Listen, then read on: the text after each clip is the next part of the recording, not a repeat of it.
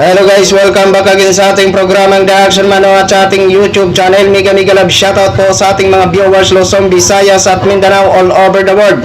Ayan, muli naman tayo nagbabalik sa ating panibagong video, panibagong reaction mga ka-action, mga kakamping. So may gusto lang ho ako na i-share sa inyo kung sino po ito ang mala rockstar o artista na bumisita sa Kapitolyo. Oh my God. Oo, grabe. Inabangan. Naglabasan ang mga empleyado. Inabangan ang pagdating ng rockstar.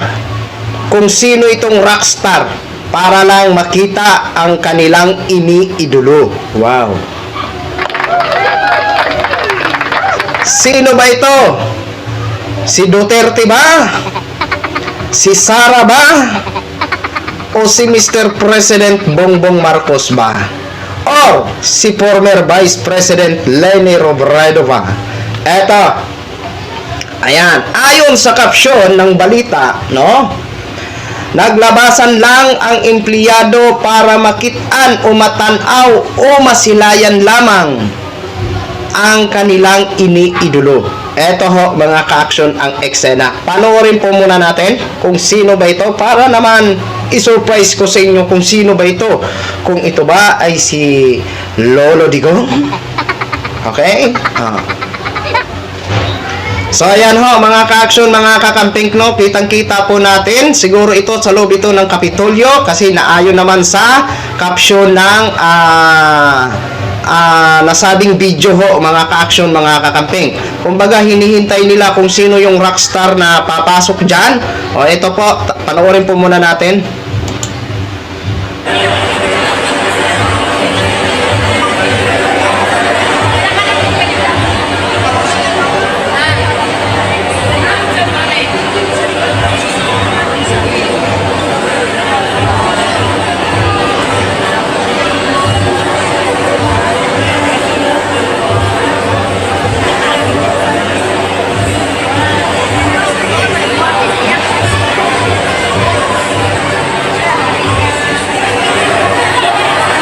Ayan na.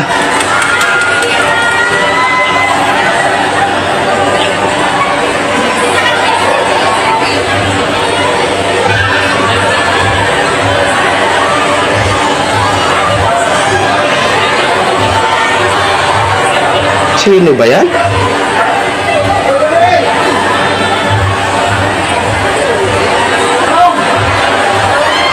Ayan na. Sino ba si Digong?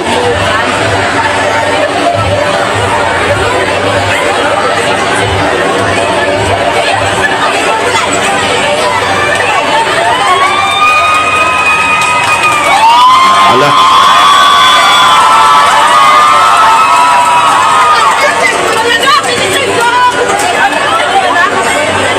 Sipin mo hanggang taas balaw.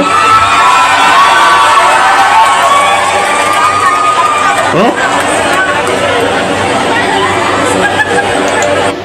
Hanggang second floor po ang tao mga ka-action ha. Hanggang second floor po. Kitang-kita nyo po ang pag-aabang.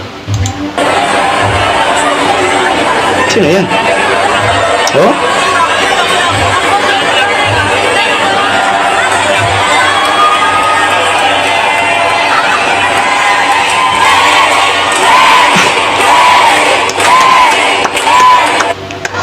Ayun mga ka-action, mga kakampings, ang ating palang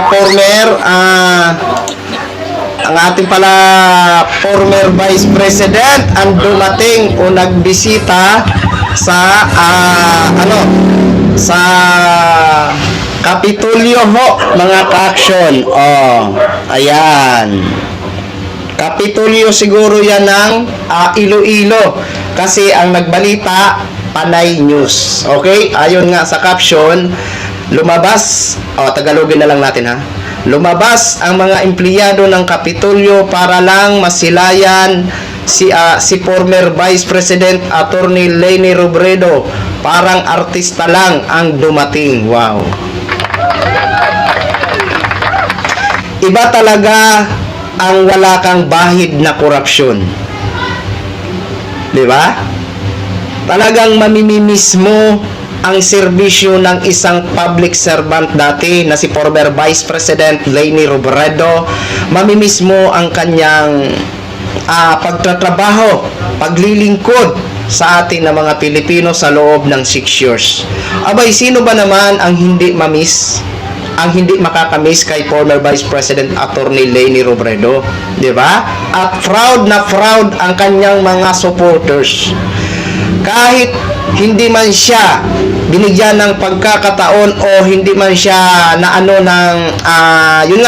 hindi man siya nanalo for short, pero ang mga supporters niya at kagaya ko ay proud na proud po talaga dahil nga po sa sobrang linis ng kanyang track record at ang kanyang ginagawa ngayon na para bang siya pa rin ang Vice President or naging katuwang ni Mr. President Bongbong Marcos. Parang lang ha. Kasi nga po sa ginagawa niya ngayon sa kanyang programang Angat Buhay, grabe po ang kanyang mga tinulong, 'di ba? Ito yung sinasabi natin na si Attorney Leni Robredo talaga ang totoong talagang sabik na makita pa rin ng kanyang mga supporters. Kasi nga, abay, bukod sa mabait pa, grabe pa mga license, no, ng kanyang mga degree at siyempre, doon nga po sa mahusay ang kanyang naging serbisyo. At lalong walang corruption, malinis ang track record, no?